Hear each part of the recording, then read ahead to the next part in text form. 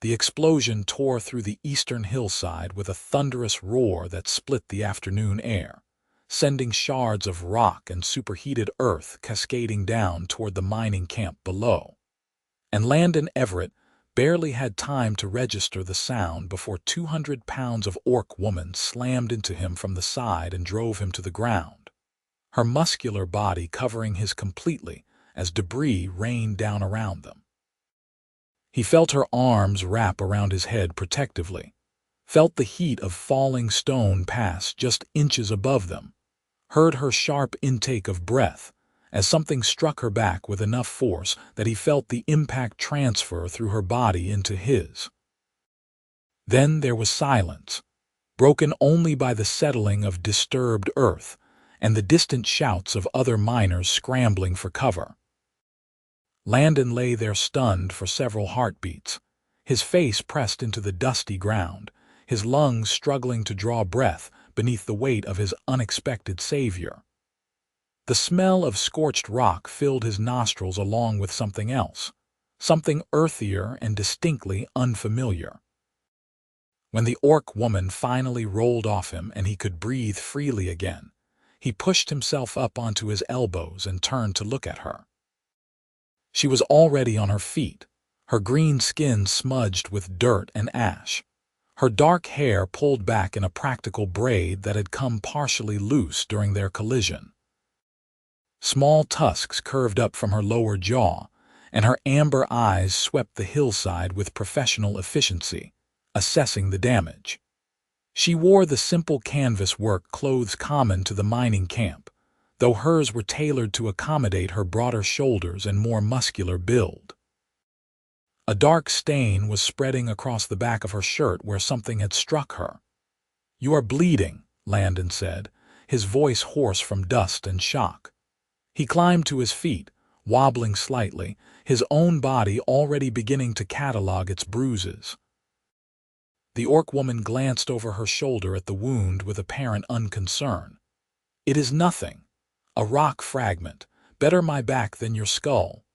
Her voice was deeper than a human woman's but not harsh, carrying a directness that matched her gaze.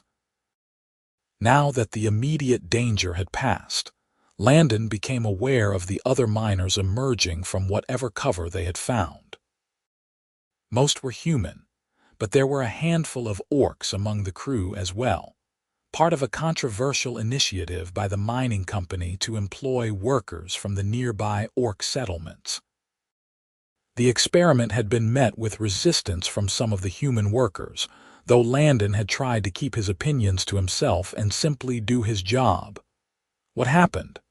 Someone shouted from across the camp. Was that blasting powder? "Nobody authorized any blasting today," another voice called back. The orc woman was still scanning the hillside, her expression intent. "The old Imperial munitions," she said quietly, more to herself than to Landon.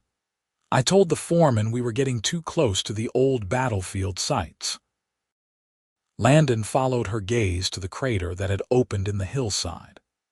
The Kestrel Valley had been the site of fierce fighting during the border wars 20 years ago, back when the human kingdoms and orc clans had been locked in bitter conflict over these frontier territories. The peace that followed had been uneasy, marked by distrust and old hatreds that died slowly. Unexploded Imperial munitions from those battles still turned up occasionally, dangerous relics of a war most people wanted to forget. "You knew there were explosives up there?" Landon asked. The orc woman turned her amber eyes on him, and he found himself struck by how clearly they conveyed intelligence and a kind of weary patience. "I suspected. The survey maps showed Imperial entrenchments in this area. I submitted a report 3 weeks ago recommending we bring in a specialist to clear the site before we extended the dig. And the foreman ignored it." She made a sound that might have been a bitter laugh. "The foreman does not like taking advice from orcs. He said I was being overcautious and trying to slow down production." Landon opened his mouth to respond, but the foreman himself was approaching now, Garrett Stone, a thick-necked man with a perpetual scowl and opinions about orcs that he expressed freely in the barracks after work. He looked at the smoking crater, then at Landon and the orc woman, and his scowl deepened. "What did you do, Tharka?" he demanded. The orc woman, Tharka, straightened her shoulders despite the blood seeping through her shirt. "I did nothing except prevent your crew from losing a worker." That was an Imperial blast mine, probably triggered by vibrations from the excavation equipment. Exactly what I warned you about in my report. Your report was a bunch of nervous speculation, Garrett said dismissively. Could have been anything that set that off. Could have been you orcs messing around up there for all I know. Landon felt something hot flare in his chest at the casual accusation. I was standing right there when it went off. Nobody was anywhere near that hillside, and she just saved my life. Garrett's eyes narrowed as he looked at Landon. That's so. Well, maybe you ought to be more careful where you are standing, Everett, and maybe you ought to think twice before defending these creatures. People might start to wonder about you. The threat was implicit but clear. The mining camp operated on a careful social balance, and those who showed too much sympathy toward the orc workers often found themselves ostracized or worse. Landon had only been working here for 2 months, having taken the job out of desperation after his family's farm in the lowlands had failed following 3 seasons of poor harvests. He needed this work, needed the wages to send back home to his younger sisters who were trying to keep what remained of the farm running. But he also could not quite stomach the injustice of watching someone being blamed for the very thing they had tried to prevent. "I am just telling you what I saw," Landon said carefully. "Tharka pushed me out of the way of falling debris. If she had not been there, I would probably be dead right now." "How fortunate for you," Garrett said, his tone suggesting he found it anything but. "Tharka, you will report to the medical tent and get that wound cleaned. Then you will write up a full incident report. And Everett, you get back to your station once you have caught your breath. We have lost enough production time today." He stalked off without waiting for a response, already shouting at other workers to assess the damage and determine whether it was safe to resume operations. Landon watched him go, then turned back to Tharka. "Thank you," he said simply, "for what you did. That was incredibly brave." Tharka looked at him for a long moment, something unreadable passing across her features. "It was instinct. You were in danger. I reacted. Still, you could have been killed. So could you?" She paused, then added in a quieter voice, "You did not have to speak up for me just now." "It may cause you trouble." Landon shrugged, trying to project a confidence he did not entirely feel. It was the truth. Besides, someone needs to stand up to Garrett's nonsense. For the first time, Tharka's stern expression softened slightly, not quite a smile but something approaching approval. "You should be careful, Landon Everett. Humans who befriend orcs often find themselves without human friends." "Then maybe I need better human friends," Landon said, surprising himself with his own boldness. Tharka studied him another moment, then nodded once. "You should rest. The shock will catch up with you soon." She turned to head toward the medical tent, then glanced back over her shoulder. "And Landon, try not to stand beneath any more hillsides today." Despite everything, Landon found himself smiling at that. He watched her walk away, noting how the other workers gave her a wide berth, how some of them muttered to each other and shot dark looks in her direction. The prejudice was so casual, so deeply ingrained, that most of them probably did not even recognize it as such. To them, Tharka was simply an orc, a representative of the enemy their fathers and grandfathers had fought, a creature to be tolerated at best and suspected at worst. But Landon kept thinking about the way she had thrown herself over him without hesitation, the way her body had absorbed the impact of falling stone that would have caved in his skull. Whatever else she might be, Tharka was someone who had just saved his life at considerable risk to her own. That had to count for something. The rest of the day passed in a blur of cleanup and assessment. The explosion had damaged some equipment and would require the mining company to bring in specialists to survey the hillside for additional unexploded ordnance before work could safely resume in that section. Garrett spent most of the afternoon in a foul mood, snapping at workers and making it clear he blamed Tharka for the disruption. Never mind that her warning might have prevented a much worse disaster if it had been heeded. By the time the sun began to set and the work shifts ended, Landon was exhausted and sore. He made his way to the communal barracks where the unmarried workers bunked, a long wooden structure divided into small sleeping alcoves that offered minimal privacy, but at least provided a roof and a bed. The orc workers had their own separate barracks on the far side of the camp, a segregation that was unofficial but strictly observed. Landon was washing the day's grime from his face and hands at the pump outside when one of his bunkmates approached. Marcus Ellsworth was a few years older than Landon's 23, a veteran of the mining camp who had worked there for 5 years and knew all its unwritten rules. "Heard you had some excitement today," Marcus said, his tone casual but his eyes watchful. "You could say that," Landon replied, scrubbing at the dirt caked under his fingernails. "Also heard you got friendly with the orc woman, the one they call Tharka." There was a note of warning in Marcus's voice that Landon could not quite ignore. He straightened up, water dripping from his hands. "She saved my life, Marcus. The least I could do was acknowledge it." Marcus glanced around to make sure no one else was in earshot, then lowered his voice. "Look, I get it. You are new here, and maybe where you come from, people are all progressive and friendly about the orc question. But this is the frontier, Landon. Things are different here. People have long memories about the wars. The wars ended 20 years ago. Tell that to the families who lost fathers and sons. Tell that to the villages that got burned.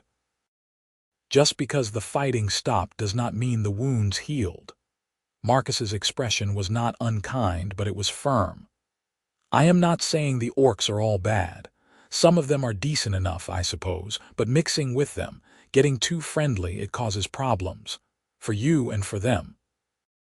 Landon wanted to argue, to point out the circular logic of perpetuating old hatreds, but he was too tired and too sore to pick that battle. Instead, he just nodded noncommittally and headed inside to his bunk. He lay there in the growing darkness, listening to the sounds of other workers settling in for the night, and found his thoughts returning again and again to Tharka. He wondered if her wound had been serious, if the camp's medic had treated her properly, or if she had received the same dismissive care that seemed to characterize the management's attitude toward orc workers. He wondered what her life was like, whether she had family in one of the nearby orc settlements, why she had chosen to work in a human mining camp where she clearly faced constant prejudice and suspicion. Most of all, he wondered why she had not hesitated even for an instant before throwing herself into danger to protect him, a human she barely knew. Sleep was slow in coming that night, and when it finally arrived, Landon's dreams were filled with explosions and falling stone, and a pair of amber eyes watching him with an intensity he could not quite decipher. The next morning brought rain, a steady drizzle that turned the mining camp into a maze of mud and made outdoor work miserable. Landon was assigned to inventory duty, counting supplies in one of the storage sheds, which at least kept him dry if not particularly engaged. He worked mechanically, his body still protesting yesterday's bruises. His mind wandering. Around midday, the shed door opened and Tharka stepped inside, water streaming from her canvas coat. She carried a clipboard and wore an expression of focused determination that Landon was beginning to recognize as her default. "I need to verify the blasting powder inventory," she said without preamble. "Company policy after any explosive incident." "Of course," Landon said, moving aside to give her access to the locked cabinet where the powder was stored. "How is your back?" Tharka glanced at him as she unlocked the cabinet with a key from her belt. "Sore. The medic said it would bruise badly, but nothing was broken. I have had worse." She said it matter-of-factly, as though collecting injuries was simply part of life.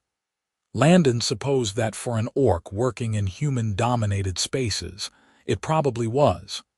He watched her count the powder kegs with meticulous care, noting each one on her clipboard. "Garrett's still blaming you for yesterday?" he asked. "Garrett blames me for everything from equipment failures to bad weather," Tharka replied without looking up from her count. "I am accustomed to it. That does not make it right." Now she did look at him, one eyebrow raised slightly. "No, it does not. But right and reality are often different things, especially for my people." Landon leaned against the workbench, aware that he should probably return to his own inventory, but finding himself reluctant to end the conversation. "Why do you stay? If the treatment is that bad, why not work in one of the orc settlements instead?" Tharka finished her count, checked it against the previous inventory, and made a notation on her clipboard before answering. "Because the mining company pays well, and my clan needs the money. Because positions like this, technical positions, are rarely offered to orcs, and I want to prove we can do more than dig trenches and haul ore. Because if I leave, it will be seen as confirmation that orcs cannot handle the pressure of working alongside humans." The weight of expectation in her voice was unmistakable. She was not just working for herself, but carrying the hopes and reputations of her people. One orc failing would be seen as all orcs failing, while a human in the same position would be judged only as an individual. "That is a lot to carry," Landon said quietly. "Yes," Tharka agreed, "it is." She locked the cabinet and turned to face him fully, her amber eyes searching his face. "Why are you being kind to me, Landon Everett?" The directness of the question caught him off guard. "I told you you saved my life. And you thanked me. That would have been sufficient. Most humans would have left it at that, grateful but distant. But you defended me to Garrett. You are speaking with me now as though we are equals. Why?" Landon considered lying, or offering some platitude, but something about Tharka's gaze demanded honesty. "Because you are the first person in this camp who has treated me like I matter. Everyone else either ignores me because I am new or tries to tell me how things work here and what I should think. But you just acted like I was a person worth saving. That means something to me." Tharka was quiet for a moment and Landon could not read her expression. Then she said very softly, "You should be careful, Landon. Associating with me will not make you popular here. So I have been told. I will take my chances." "Foolish human," Tharka said, but there was something almost warm in her tone, a hint of amusement or perhaps approval. "Try to survive long enough to regret that decision." She turned to leave, but Landon found himself speaking before he could think better of it. "Tharka, would you want to share a meal sometime? The camp food is terrible, but at least it is terrible together." Tharka paused at the door, her hand on the frame. For a long moment she did not turn around, and Landon cursed himself for overstepping, for pushing too hard too fast. Then she glanced back over her shoulder and he could see the conflict in her features, the wariness fighting against something else. "The orcs eat separately," she said. "It is better that way, fewer conflicts. I know, but that does not answer my question." Another pause, longer this time. Rain drummed on the roof of the shed, and somewhere in the distance someone was shouting about a stuck wagon wheel. Finally, Tharka said, There is a ridge about half a mile south of camp. You can see the sunset from there when the weather clears. If someone were to go there tomorrow evening, they would not be alone. Then she was gone, leaving Landon standing in the storage shed with a smile he could not quite suppress, and the feeling that he had just committed to something that would change everything. The rain continued through the rest of the day and into the night, but by the following morning, the skies had begun to clear. Landon went through his work shift in a state of distracted anticipation, wondering if Tharka had been serious, if she would actually meet him, if he was making an enormous mistake. Marcus noticed his preoccupation and asked if he was feeling all right, and Landon muttered something about still being sore from the explosion. As the afternoon stretched toward evening and the sun began its descent toward the western mountains, Landon finished his shift and made his way to his bunk to clean up. He changed into his one set of decent clothes, nothing fancy but at least free of the day's grime, and tried to ignore the curious looks from his bunkmates. Then he slipped out of the barracks and walked south, away from the camp, following a narrow trail that wound up a wooded hillside. The ridge Tharka had mentioned was easy to find, a rocky outcrop that provided a clear view of the valley below and the mountains beyond. The sunset was just beginning, painting the sky in shades of orange and gold, and Landon stood there for several minutes wondering if he was alone, if Tharka had decided the risk was too great or the idea too foolish. Then he heard footsteps on the trail behind him and turned to see her emerging from the trees. She had changed too, he noticed, wearing a simple dress of dark green fabric instead of her work clothes. Her hair was still in its practical braid but looked freshly combed, and she carried a small cloth bundle that proved to contain bread, cheese, and dried fruit. "I thought you might not come," Landon admitted as she approached. "I thought the same about you," Tharka replied. She moved to the edge of the outcrop and sat down on the sun-warmed stone, patting the space beside her in invitation. Landon joined her, and for a moment they sat in companionable silence, watching the sunset paint the world in fire. "I brought food," Tharka said eventually, unwrapping the bundle and setting it between them. "As you said, the camp food is terrible. This is not much better, but at least it is not boiled into tastelessness." Landon took a piece of bread and cheese, suddenly ravenous. "Thank you. I did not even think to bring anything." "You are new at this," Tharka said with what might have been amusement. "Sneaking off for secret meetings. I have more practice." "You do this often?" Landon asked, then immediately regretted the question as it made him sound jealous or judgmental. But Tharka just shook her head. "Not like this. But I have learned to be careful, to move between worlds without drawing too much attention. It is a survival skill for orcs in human spaces." They ate in silence for a while, and Landon found himself studying Tharka's profile against the sunset. Her features were angular in a way that human faces were not, her jaw stronger, her brow more prominent. But there was beauty there too, something striking and unconventional that he was only beginning to appreciate. The way the fading light caught in her amber eyes, the way her tusks curved just slightly over her lower lip, the obvious strength in her shoulders and arms balanced by an unexpected grace in her movements. "You are staring," Tharka observed without looking at him. Landon felt heat rise to his face. "Sorry, I was just thinking." About, he decided honesty was his best option, about how I have never really looked at an orc before, not properly. I grew up hearing all the stories about the wars, about orc raiders and brutality, and I suppose I just accepted that as truth without questioning it. But you are nothing like those stories. Tharka turned to face him now, and her expression was complex, mixing sadness with something that might have been anger. "Those stories are not entirely lies, Landon. My people did terrible things during the wars.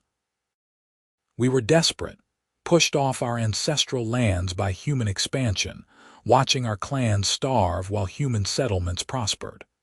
When we fought back, we did so with all the fury and violence of a people with nothing left to lose. And humans did terrible things too, Landon said. I am not naive enough to think my people were innocent victims. War brings out the worst in everyone. Yes, Tharka agreed, but in the stories, only one side is ever called monsters. The truth of that settled between them, heavy and uncomfortable. Landon thought about his own upbringing, the casual racism that had permeated his childhood, the way orc had been used as a synonym for savage or brutal. He had never questioned those assumptions until now, until he found himself sitting beside an orc woman who had saved his life and who was clearly more thoughtful and principled than most of the humans he worked with. "For what it is worth," he said quietly, "I am sorry for the assumptions I made, for the times I stayed silent when I should have spoken up." Tharka looked at him for a long moment, then reached out and briefly touched his hand where it rested on the stone between them. The gesture was fleeting but deliberate. "You are here now. You are learning." That is more than most humans ever attempt. They talked as the sun sank lower, and the sky darkened from gold to purple to deep blue. Tharka told him about her clan, the Ironwood, who lived in a settlement 2 days' travel to the north. She spoke of her mother, a healer and wise woman who had taught her the value of knowledge and careful observation. Her father had died in the final year of the wars, not in battle but in the harsh winter that followed, when supplies were scarce and the defeated orc clans were struggling to rebuild. "He was a craftsman," Tharka said, her voice soft with memory. "He made beautiful things, intricate carvings and metalwork. After he died, my mother was determined that I would have skills that could not be taken away by war or famine. She taught me everything she knew about medicine and herb lore, and when I showed an aptitude for understanding how things worked, she encouraged me to study human engineering texts that traders would sometimes bring through." "Is that how you knew about the explosives?" Landon asked. Tharka nodded. "I studied imperial military engineering. Much of it was designed specifically to fight my people, so I thought it was important to understand. Know your enemy, as the saying goes, though I confess I hoped the knowledge would be purely academic. Until yesterday." "Until yesterday," she agreed. Landon shared his own history in turn.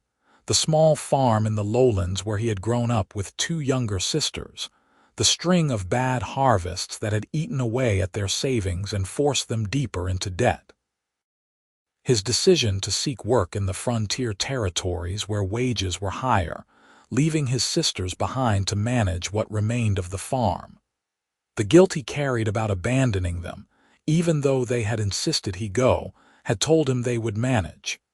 "You send money home," Tharka observed. "It was not a question. Most of what I make, I keep just enough for basic necessities."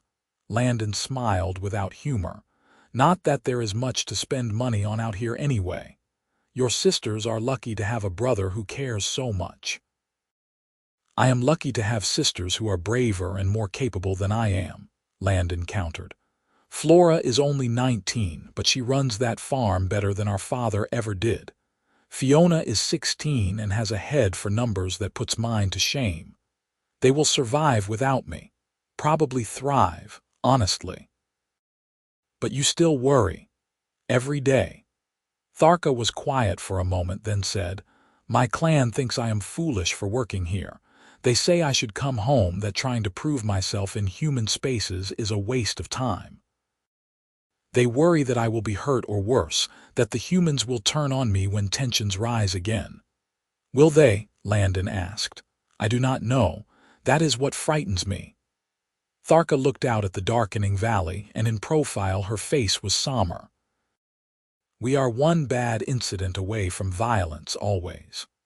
One accusation, one crime blamed on the wrong person, one spark to ignite old hatreds. And when it happens, people like me, orcs who tried to build bridges, will be caught in the middle. The fear in her voice was subtle but real, and Landon found himself wanting to offer reassurance he could not honestly give. Because Tharka was right. The peace was fragile, maintained more by exhaustion than genuine reconciliation. If violence erupted again, those who had crossed cultural lines would be the first casualties, trusted by neither side.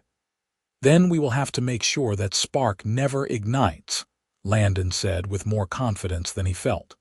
Or be ready to douse it if it does. Tharka turned to look at him, and in the fading light her eyes seemed to glow with an inner fire. You truly believe that is possible? I have to. What is the alternative? Accepting that we are doomed to repeat the same hatreds forever? Landon shook his head. There has to be a better way forward, and maybe it starts with small things.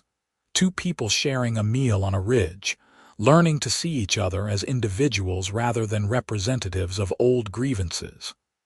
Small things, Tharka repeated, and now there was something almost wondering in her voice. When did you become an optimist, Landon Everett?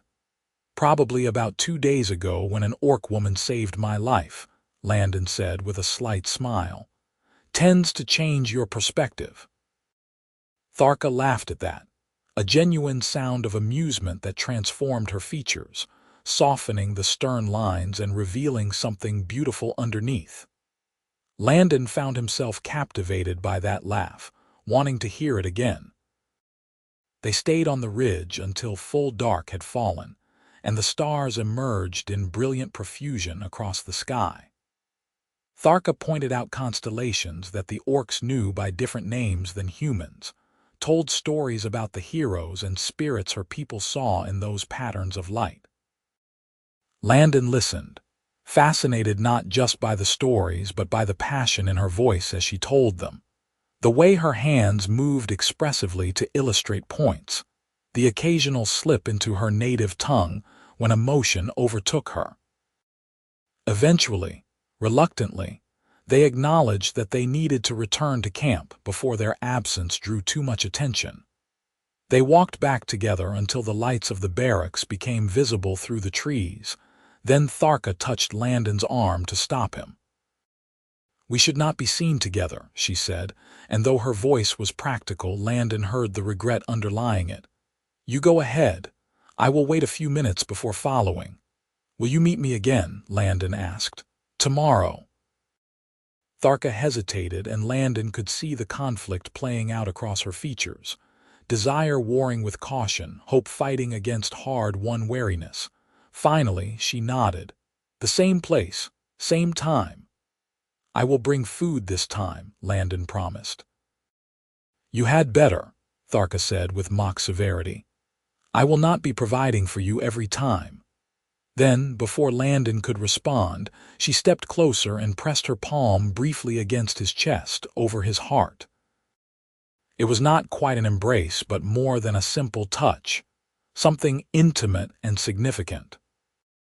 When she pulled away and disappeared into the darkness between the trees, Landon stood there for several minutes with his hand pressed over the spot she had touched, feeling the rapid beating of his own heart and wondering what exactly he had just committed himself to.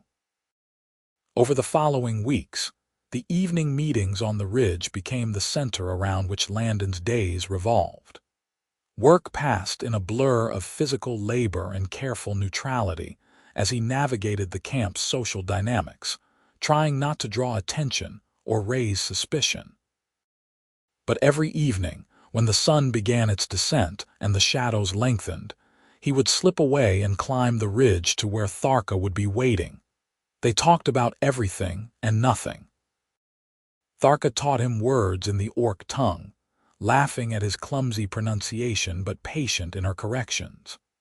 Landon shared stories from his childhood, tales of his sister's antics, and the small dramas of farm life that seemed trivial, but that Tharka listened to with genuine interest. They debated philosophy and politics, discovering they agreed on some things and disagreed sharply on others, but always with mutual respect. And slowly, carefully, something deeper began to grow between them. Landon found himself thinking about Tharka constantly, during work and in his bunk at night. The way she tilted her head when considering a problem. The rare smile that lit up her entire face. The competence with which she moved through the world, confident in her abilities despite the constant undermining she faced. He caught himself watching for glimpses of her around the camp during the day, his heart lifting whenever he spotted her green skin and dark braid among the workers. It took him longer than it probably should have to recognize what he was feeling as love. Tharka, for her part, seemed to be experiencing a similar transformation. She grew more relaxed in his presence, her habitual guardedness giving way to moments of vulnerability and openness. She laughed more readily, touched him more often, small gestures of affection that spoke volumes. One evening she brought him a small carving her father had made, a polished wooden bird with wings spread in flight, and pressed it into his hands with an intensity that suggested the gift meant far more than its size indicated. "For luck," she said. "And so you remember that we are capable of creating beauty, not just violence." Landon carried that carving everywhere after that, a talisman and a reminder of what they were building together. But the world outside their private sanctuary was growing increasingly tense. There had been incidents in the nearby human settlement, accusations that orc workers were stealing supplies or sabotaging equipment. No proof was ever produced, but the rumors spread anyway, feeding old prejudices and creating an atmosphere of suspicion. The orc workers at the camp grew more withdrawn, huddling together during breaks and avoiding interaction with their human counterparts. The humans responded in kind, and the tentative cooperation that had existed began to fracture along racial lines. Garrett used the tension to push his own agenda, advocating loudly for the removal of all orc workers from the camp. He had supporters, men who had never been comfortable with the integration experiment and who saw the current unrest as validation of their beliefs. Landon heard them talking in the barracks at night, their voices carrying ugly certainty about the fundamental untrustworthiness of orcs. He wanted to argue, to defend Tharka and the other orc workers, but he also knew that revealing his relationship with Tharka would only make things worse. So he kept silent and hated himself for it, even as he understood the necessity of caution. Then came the night when everything changed. Landon was waiting on the ridge as usual, watching the sun sink toward the horizon and wondering why Tharka was late. She was never late. Anxiety began to curl in his stomach as the minutes stretched on and the light faded. He was about to head back to camp to search for her when he heard footsteps on the trail, heavier and faster than Tharka's usual measured pace. She burst from the trees running, her face streaked with tears and blood, her breathing harsh with panic or pain. Landon was on his feet instantly, catching her as she stumbled and nearly fell. "Tharka, what happened? Are you hurt, my clan?" she gasped out, her voice breaking. "There was an attack. Raiders from the Bloodstone tribe. They burned half the settlement. My mother is dead." The words hit Landon like physical blows. He held Tharka as she collapsed against him, her body shaking with sobs, all her usual strength and composure shattered by grief. He murmured meaningless comforts and let her cry, his own heart breaking for her loss and his helplessness in the face of it. Eventually, when the first storm of grief had passed, Tharka pulled back and scrubbed at her face with trembling hands. "I have to go home. They are assembling the bodies for burning. I need to be there." "Of course," Landon said immediately. "I will go with you." Tharka stared at him. Landon, no, you cannot. It is too dangerous. The clan is calling for revenge against the Bloodstone, and tensions are high. A human appearing now, it could spark violence. I am not letting you travel alone when you are grieving, Landon said firmly. Your safety matters more to me than potential danger. Foolish human, Tharka whispered, but there was desperate gratitude in her eyes. You will get yourself killed. Then we will be killed together, Landon said, attempting a smile he did not feel. Come on. We should move while we still have some light. They traveled through the night, Tharka leading the way along paths that wound through dense forest and across open meadowland. She moved automatically, her body remembering the route even as her mind was consumed by grief. Landon stayed close, offering support when she stumbled and staying alert for any signs of danger. As dawn broke, they crested a hill and looked down into a valley where smoke still rose from the ruins of an orc settlement. The destruction was extensive, multiple buildings reduced to charred frameworks, the main longhouse partially collapsed. Orcs moved among the ruins in a daze, salvaging what they could and tending to the injured. Tharka made a sound of pure anguish and began running down the hillside. Landon followed, his heart pounding with dread at what they would find. As they entered the settlement, orcs turned to stare at them. Some recognized Tharka and called out greetings mixed with condolences. Others saw Landon and their expressions hardened with suspicion and anger. An older orc male, his green skin marked with the scars of many battles, stepped into their path. He wore the elaborate leathers of a clan chief, and his authority was evident in his bearing. Tharka Ironwood, he said, his voice rough with emotion. Your mother died bravely trying to save the younglings from the flames. She will be honored in our songs.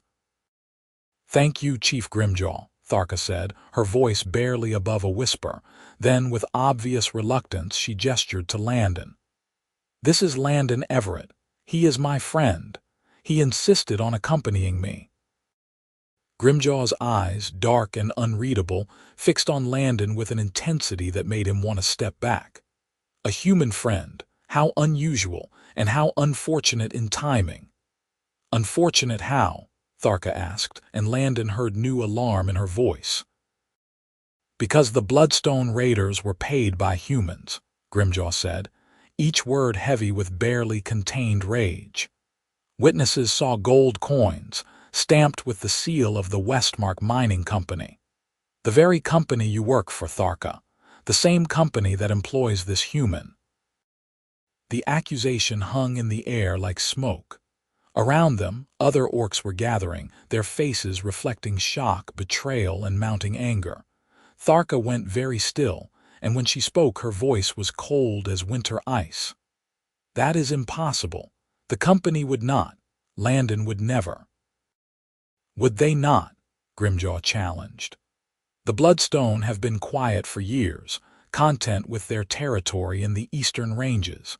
Then suddenly they attack us, with new weapons and gold in their pockets, just as tensions rise at the mining camp. Just as voices call for the removal of orc workers. Correlation is not causation, Tharka said, but Landon could hear the doubt creeping into her voice. No, Grimjaw agreed, but it warrants investigation, and in the meantime this human is not welcome in our settlement. He is with me, Tharka said, her voice hardening. He is under my protection. And you are clan, so your word carries weight, Grimjaw acknowledged. But if even a whisper of proof emerges that he or his company had anything to do with this attack, your protection will not be enough to save him. Do you understand? It was not really a question. Tharka nodded slowly, then took Landon's arm and steered him away from the chief and the gathered orcs. She led him to the far edge of the settlement, to a small dwelling that had escaped the worst of the fire damage.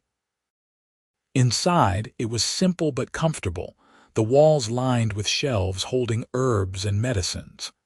This was my mother's house, Tharka said quietly, looking around at the familiar space with eyes that were raw with grief.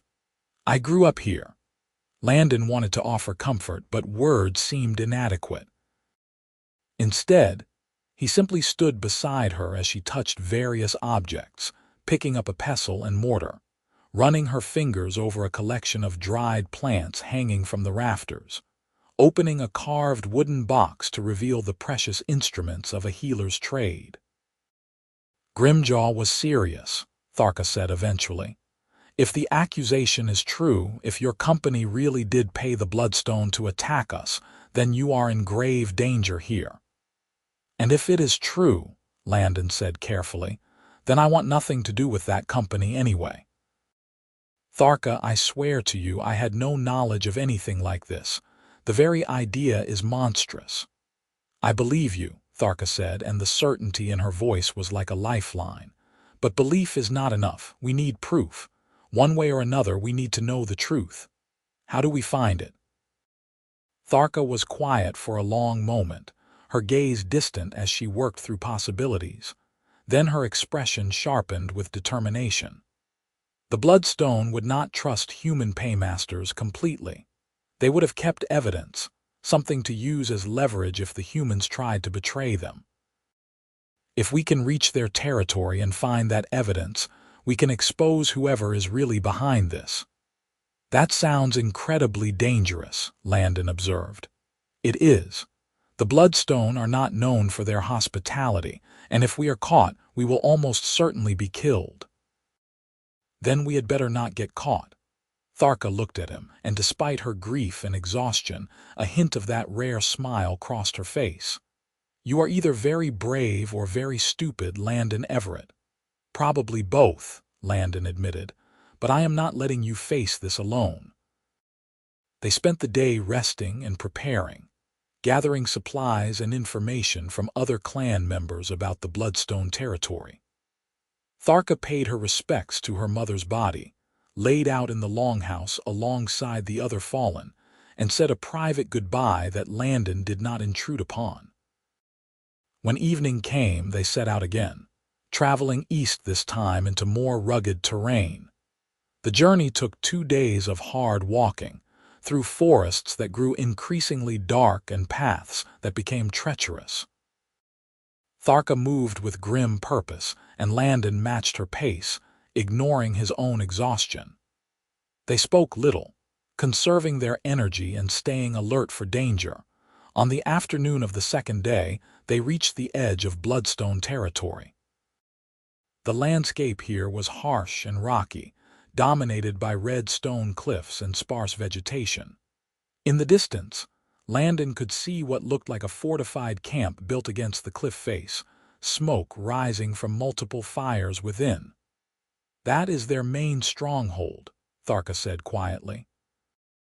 "Getting inside will be almost impossible, but they have outlying camps, smaller groups that patrol their territory. If we can capture one of those patrols, we might be able to question them and find what we need." "And if they refuse to talk," Tharka's expression was grim, "then we make them talk." "I am not proud of what that might entail, but my mother is dead and my clan's honor is at stake. I will do what is necessary." They set up an ambush on a narrow trail that showed signs of regular use, concealing themselves among the rocks and waiting. Hours passed with agonizing slowness. Landon's legs cramped and his back ached from holding position, but he did not move. Finally, as the sun began to set, he heard voices approaching. 3 Bloodstone orcs came down the trail, armed and alert but clearly not expecting trouble in their own territory. They were larger than Tharka, more heavily muscled, their skin a darker shade of green and their tusks more prominent. They wore leather armor studded with metal, and each carried weapons that looked well used and well maintained. Tharka waited until they were directly below their hiding spot, then leaped down with a rock in each hand, striking 2 of the orcs before they could react. Landon followed her lead, tackling the 3rd orc and wrestling him to the ground. The fight was brief and brutal, ending with 2 bloodstone orcs unconscious and the third held at knife point by Tharka, her blade pressed against his throat. "Where is the evidence?" she demanded in the orc tongue. Landon could not understand the exact words, but the meaning was clear. The captive orc sneered and said something defiant. Tharka pressed the knife harder, drawing a thin line of blood. Her voice when she spoke again was ice-cold and utterly convincing. The orc's expression shifted from defiance to fear, and he began talking rapidly. Tharka questioned him for several minutes, her expression growing darker with each answer. Finally, she stepped back and gestured for Landon to tie the orc up with the rope they had brought. When the 3 bloodstone orcs were secured and gagged, Tharka turned to Landon with fury and triumph mixed in her eyes. He confirmed it. Humans from the mining company approached the Bloodstone chief 3 weeks ago. They offered gold and weapons in exchange for an attack on the Ironwood settlement. The goal was to create fear and resentment, to make it impossible for orcs and humans to work together. The paymasters wanted the integration experiment to fail. Did he say who specifically? Landon asked, though he already had a sickening suspicion. The foreman, Garrett Stone, he has been coordinating everything. Rage and disgust washed through Landon in equal measure. Garrett had orchestrated the murder of innocents, including Tharka's mother, all to preserve his prejudices and maintain his power. The sheer callousness of it was staggering. "We need proof," Landon said. "Testimony from a bloodstone orc will not be enough to convince anyone. We need documents, correspondence, something undeniable." According to him, the Bloodstone chief keeps all such evidence in his personal quarters in the stronghold, as insurance in case the humans try to betray them. Tharka looked toward the distant fortified camp. "Which means we need to get inside that stronghold." "That is suicide," Landon said flatly. "Probably," Tharka agreed. "But it is also the only way to clear my name and prove what Garrett has done. I am going with or without you." Landon looked at her, this fierce orc woman he had somehow fallen in love with, and knew he could not let her go alone. Even if it meant his death, he would stand beside her. "Then we go together," he said. "But we do this smart. We need a plan." They spent the next hour observing the stronghold from a distance, noting guard positions and patrol patterns. The Bloodstone orcs were disciplined but not expecting an infiltration from within their own territory.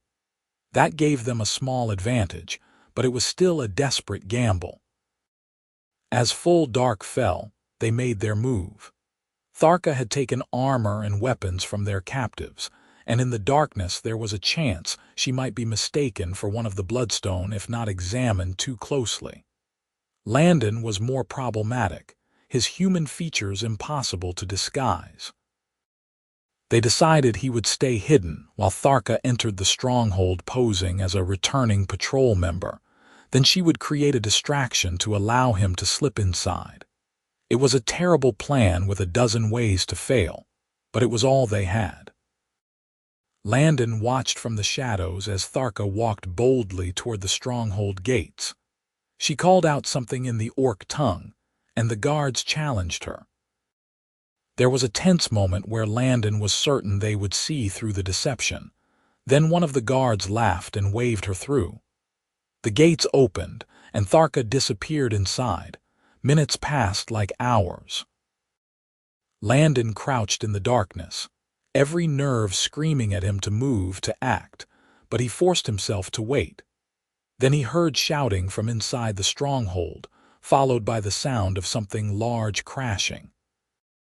The gates burst open and orcs came running out, responding to what sounded like a major disturbance. Landon seized the moment and sprinted for the gates, slipping through while the guards were distracted. Inside, the stronghold was chaos, orcs running in all directions. He spotted Tharka near what looked like a storage building, surrounded by overturned barrels and boxes. She had started a fire. Nothing huge but enough to create panic and draw attention. When she saw Landon, she pointed urgently toward the largest structure in the compound, a two-story building decorated with skulls and banners. The chief's quarters.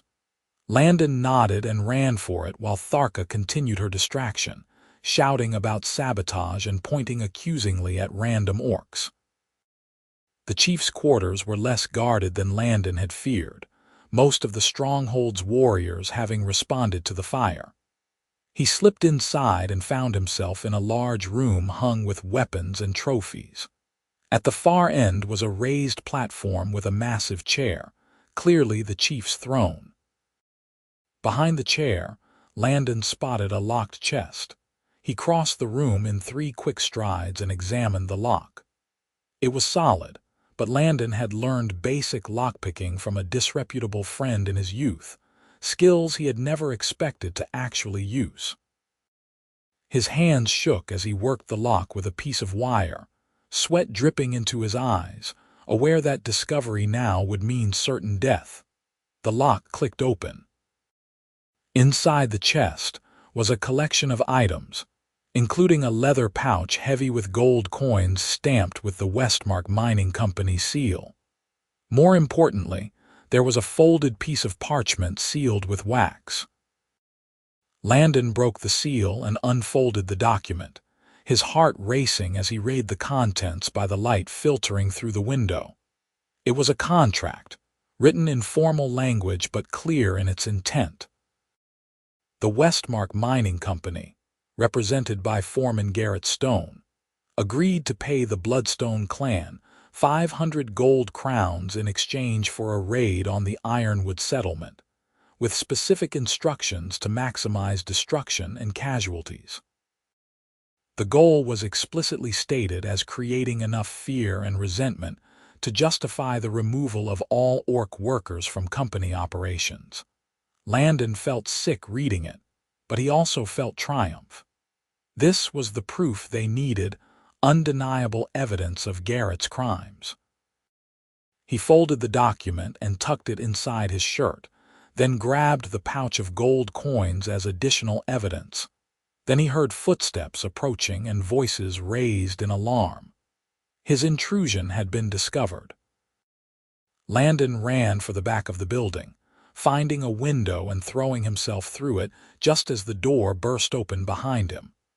He hit the ground rolling, ignoring the pain of the impact, and scrambled to his feet.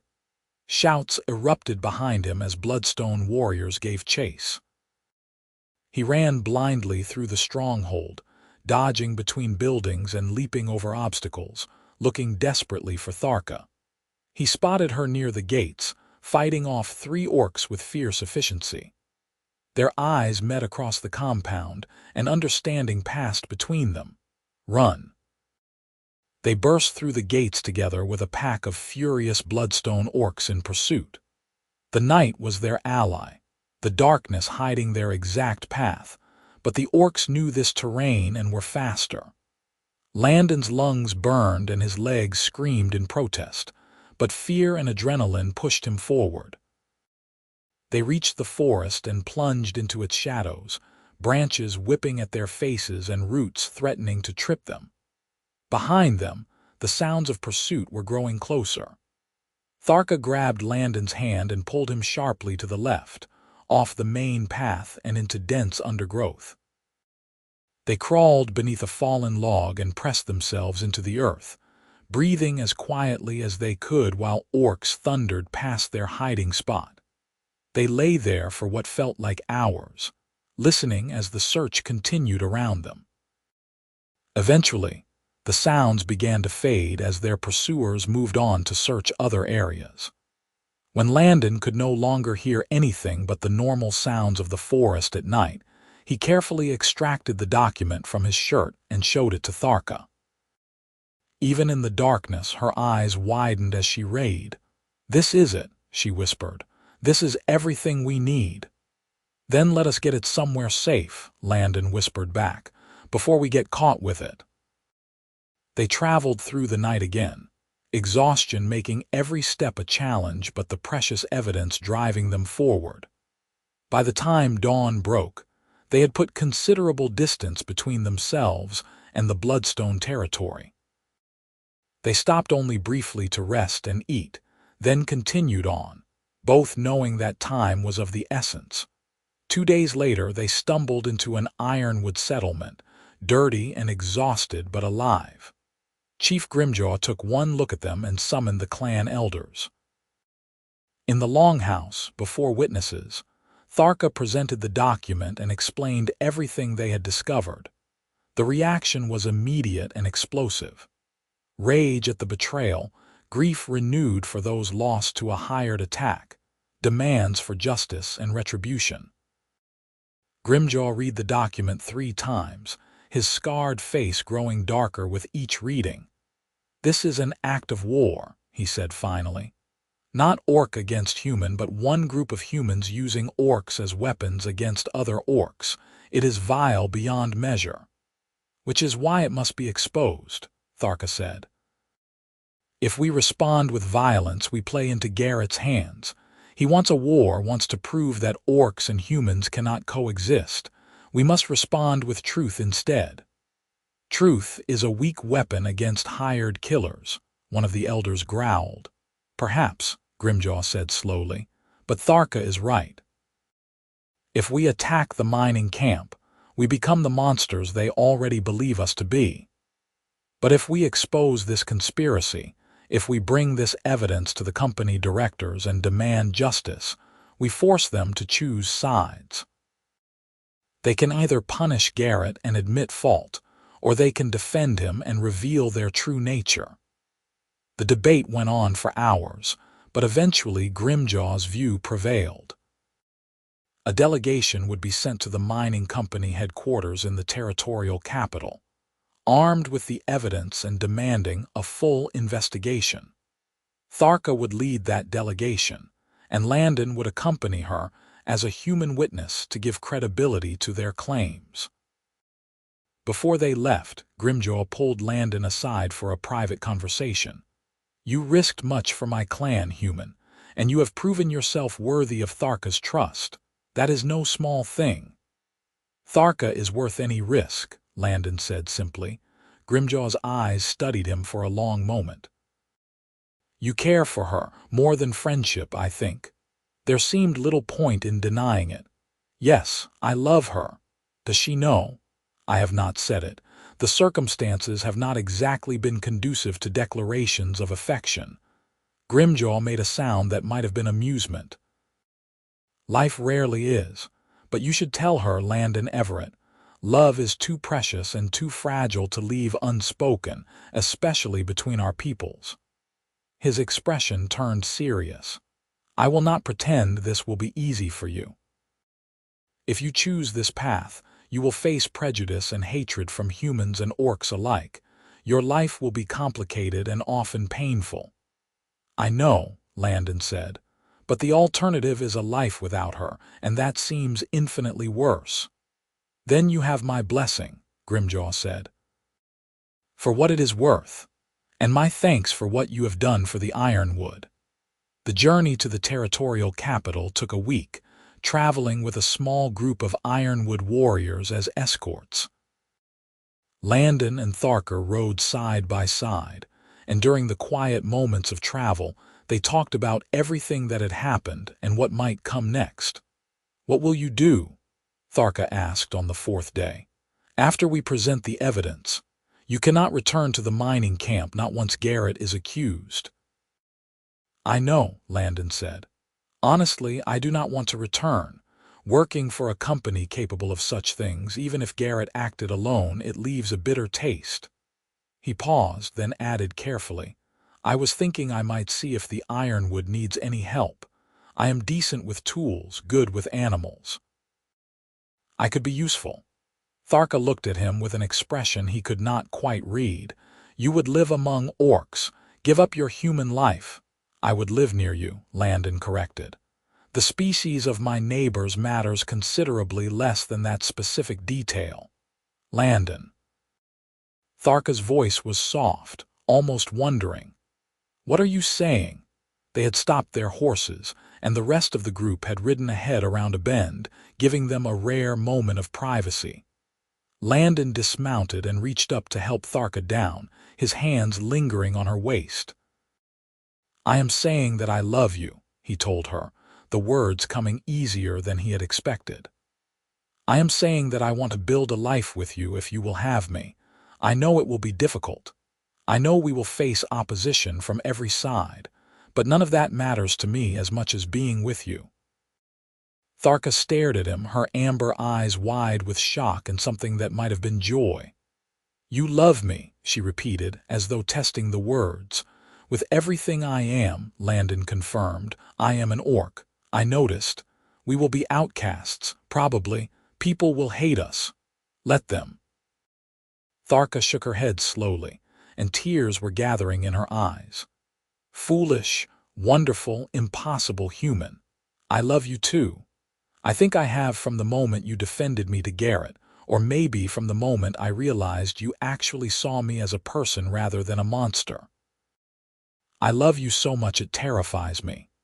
Landon cupped her face in his hands, feeling the smooth texture of her green skin, seeing her tusks and pointed ears and every feature that marked her as other, and finding all of it beautiful. "Then be terrified with me. We will figure it out together." He kissed her then, their first kiss, and it was everything he had hoped and nothing he had expected. Her lips were warm and soft, her tusks bumping gently against his face in a sensation that was strange but not unpleasant. She kissed him back with desperate intensity, her strong arms wrapping around him and pulling him close. When they finally broke apart, both breathing hard, Tharka pressed her forehead against his. "We are going to make so many people angry," she said with a slightly breathless laugh. "Worth it," Landon replied. They remounted and rode to catch up with their escort, but everything felt different now. The words had been spoken, the commitment made. Whatever challenges lay ahead, they would face them together. The territorial capital was a sprawling frontier city, built where 3 rivers met and served as the administrative center for the entire region. The company headquarters occupied an imposing stone building near the city center, flying flags that proclaimed its economic importance to the territory.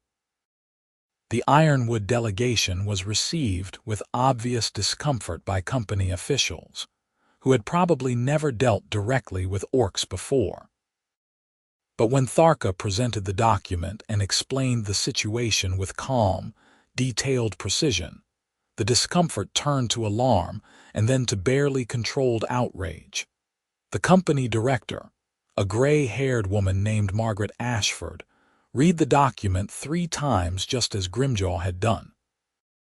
Then she called for her legal advisors and security chiefs, and the small meeting room filled with increasingly angry humans demanding answers and discussing consequences. "If this is authentic," Director Ashford said carefully, "and I have no reason to doubt it given the seal and signature, then Garrett Stone has committed crimes of profound magnitude.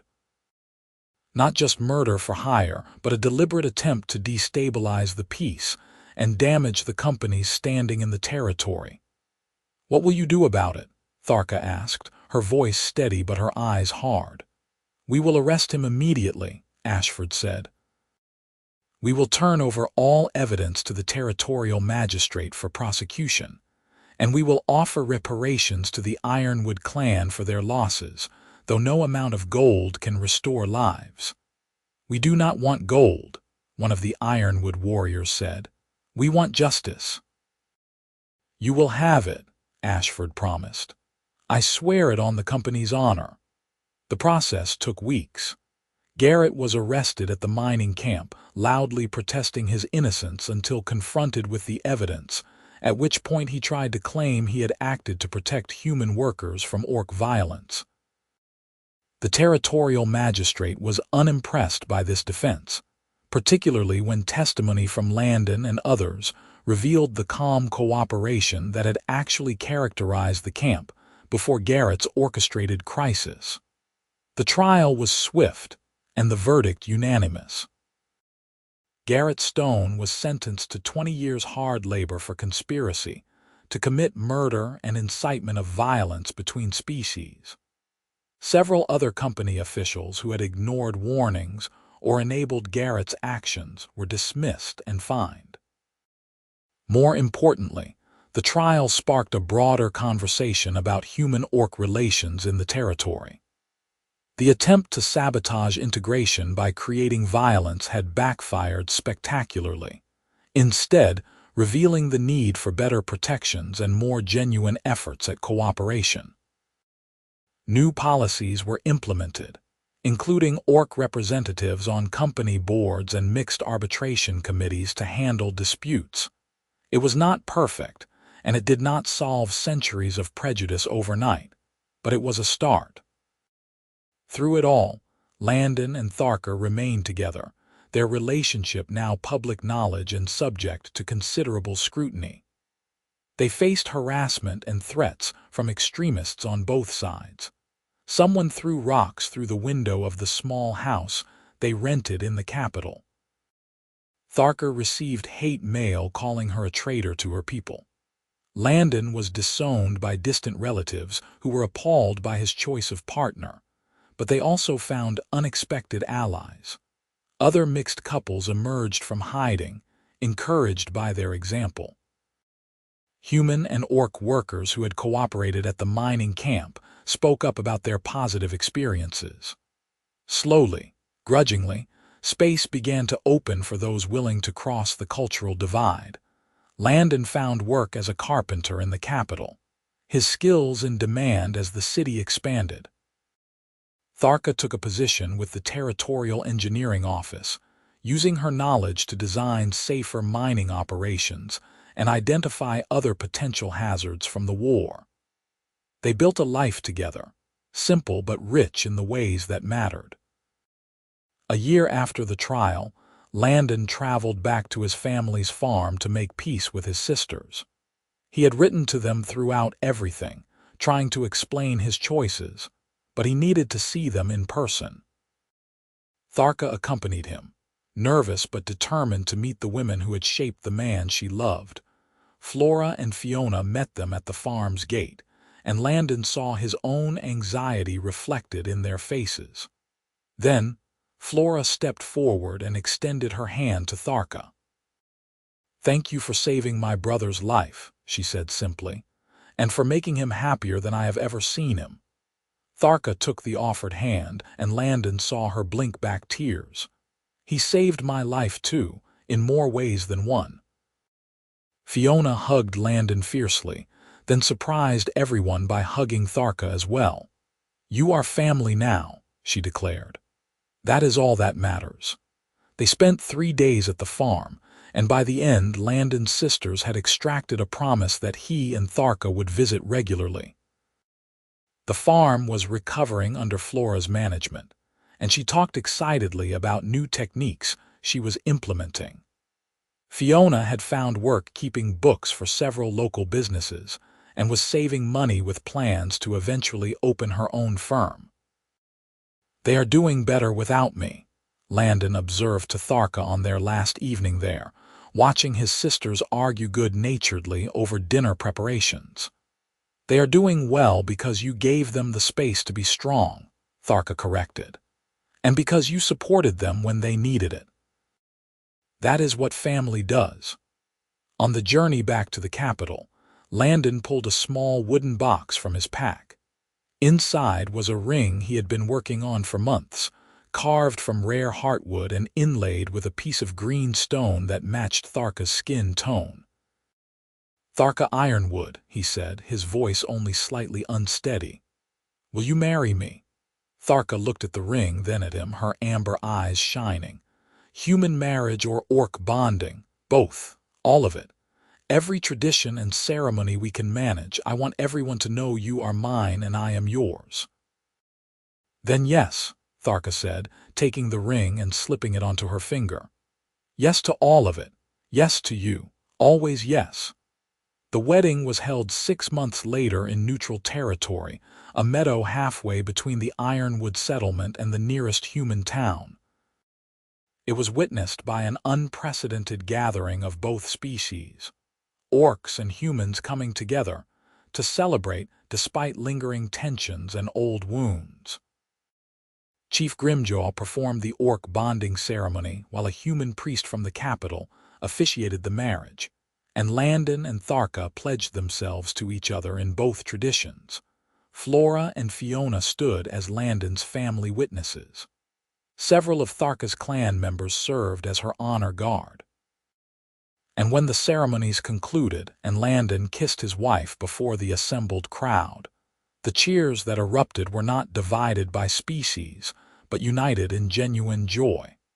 The celebration lasted late into the night, with human and orc music blending in ways that should not have worked, but somehow did. Stories were shared and friendships formed. Children of both species played together with the unself-conscious ease that adults had yet to rediscover. And in the center of it all, Landon held Tharka close and marveled at the impossible journey that had brought them to this moment. They built their life together in the capital, becoming known figures in the growing movement for better human-orc relations. Tharka's engineering work saved lives, and Landon's carpentry business thrived as he took on apprentices from both species. They faced challenges and setbacks, days when the weight of prejudice felt overwhelming, but they faced them together. 3 years after their wedding, Tharka gave birth to their first child, a daughter with her mother's green skin and her father's brown eyes. They named her Helena, after Tharka's mother, and she became a symbol of possibility for many, proof that the two peoples could not only coexist, but create new life together. More children followed, a son and then another daughter, and their house in the capital was always filled with laughter and love. They taught their children to be proud of both their heritages, to honor the strength of their orc bloodline and the resilience of their human ancestry. And they told them stories of how their parents met, of an explosion and a brave orc woman who had tackled a human man to the ground and covered his body with her own. "She saved my life that day," Landon would tell his children. "But what I learned later was that she had been saving me all along. From my own prejudices, from a life half-lived, from never knowing what it means to truly love someone." "He is too romantic," Tharka would say with mock severity, though her eyes always softened when she looked at her husband. "The truth is simpler. I saw someone in danger and I acted." What came after was the real surprise. I never expected to find a human who would see past my tusks and green skin to the person underneath. I never expected to fall in love. "But you did," their children would prompt, knowing the story but never tiring of hearing it. "But I did," Tharka would confirm, reaching across to take Landon's hand. "We both did, and we built something wonderful from that unexpected beginning." The years passed and the world changed around them. Human-orc marriages became less shocking, though never quite common. The Ironwood clan prospered, their losses from the Bloodstone raid healing slowly but surely. The mining camp where it all began implemented new safety standards and truly equitable practices, becoming a model for other operations in the territory. Garrett Stone served his sentence and emerged from prison a broken, bitter man who disappeared into obscurity. The Westmark Mining Company rebuilt its reputation through genuine effort and meaningful reform. And Director Ashford became a powerful advocate for integration, using her position to create opportunities for cooperation across racial lines. On the 20th anniversary of the day, Tharka had saved Landon's life. They returned to the ridge where they had shared those first secret meetings. Their children were grown now, building their own lives and facing their own challenges. Landon and Tharka climbed the familiar path hand in hand, their bodies older but their love undimmed by time. They sat on the sun-warmed stone and watched the sunset paint the sky in gold and crimson, just as they had done so many years ago. The valley below had changed, new settlements spreading across land that had once been disputed territory. The signs of prosperity and peace were evident, though both knew that peace was always fragile, always requiring work to maintain.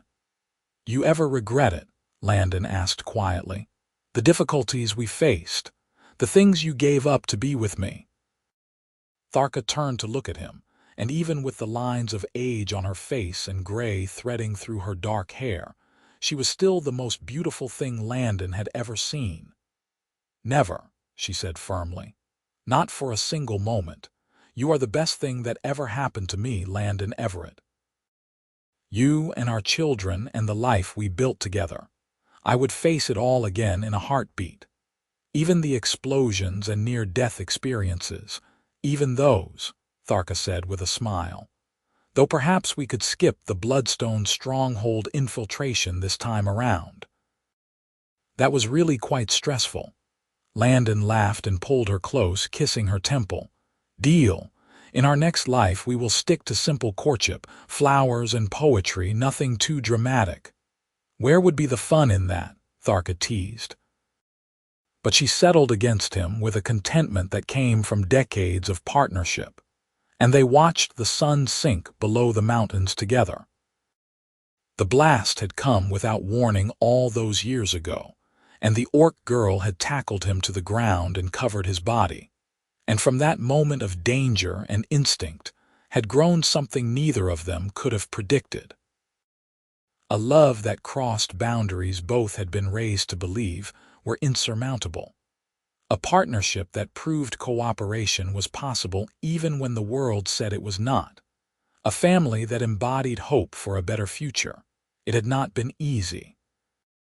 But as Landon sat on that ridge with his wife beside him and the evidence of their impact spread out below them, he knew with absolute certainty that it had been worth it.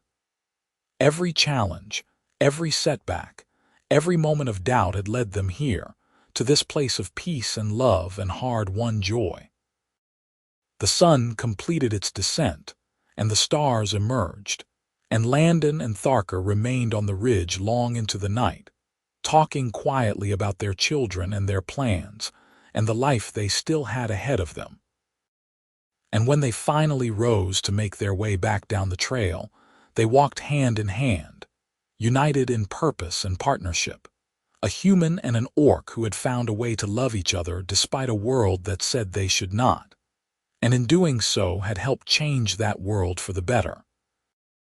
Their story would be told for generations, not as a fairy tale of impossible romance, but as a testament to the power of seeing beyond prejudice to the person underneath, of choosing courage over comfort, of building bridges rather than walls, and of understanding that love in all its forms and across all boundaries was always worth fighting for. The blast had come without warning, but what followed was something beautiful and lasting and real. And that, Landon and Tharka agreed, was the only ending their story could have ever had.